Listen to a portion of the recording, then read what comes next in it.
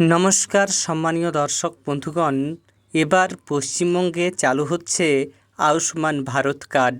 আপনারা জানেন দীর্ঘদিন ধরে কেন্দ্র সরকারের এই প্রকল্প পশ্চিমবঙ্গে লাগু ছিল না। তবে বিজেপি সরকার আসার পরেই এই কার্ড চালু হওয়ার তোড়জোড় শুরু হয়েছে। সেই নিয়ে কি আপডেট রয়েছে আপনাদের সামনে তুলে ধরব। এর আগে অনুরোধ, চ্যানেলে নতুন হয়ে থাকলে ছোট্ট চ্যানেলটি সাবস্ক্রাইব করে নোটিফিকেশন অল করে রাখতে ভুলবেন না। দেখুন এ বিষয়ে একটি প্রতিবেদনে কি তথ্য উঠে এসেছে।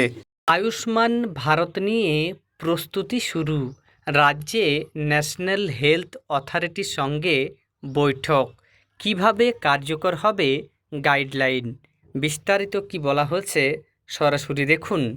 আয়ুষ্মান ভারত নিয়ে এবার প্রস্তুতি শুরু রাজ্যে, কার্যকর করা নিয়ে ন্যাশনাল হেলথ অথরিটির সঙ্গে রাজ্যের বৈঠক করা হয়েছে।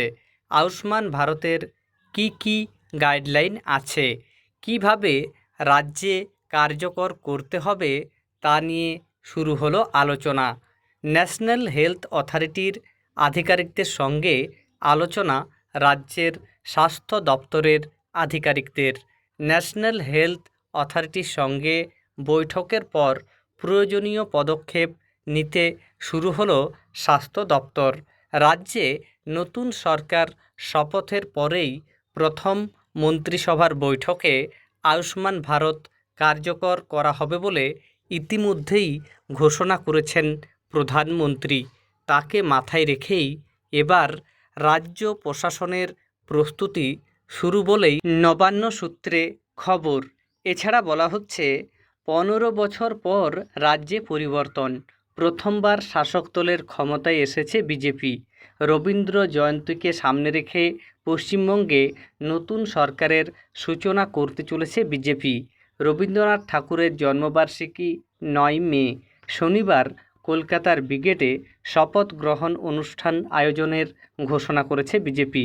সকাল 10টায় হবে নতুন মন্ত্রিসভার শপথ গ্রহণ অনুষ্ঠান।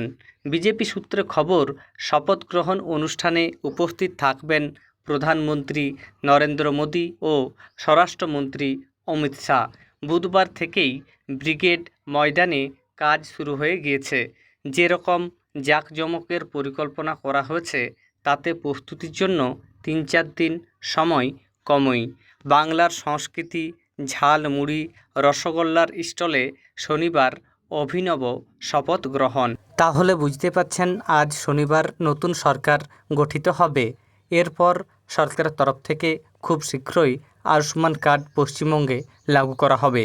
এই প্রকল্পের জন্য, অর্থাৎ এই প্রকল্পের সুবিধা যারা পাবেন তাদের জন্য কি গাইডলাইন রাখা হয়, সেটা যখনই আপডেট আসবে সে বিষয়ে আমি আপনাদের সামনে তুলে ধরব। ধন্যবাদ।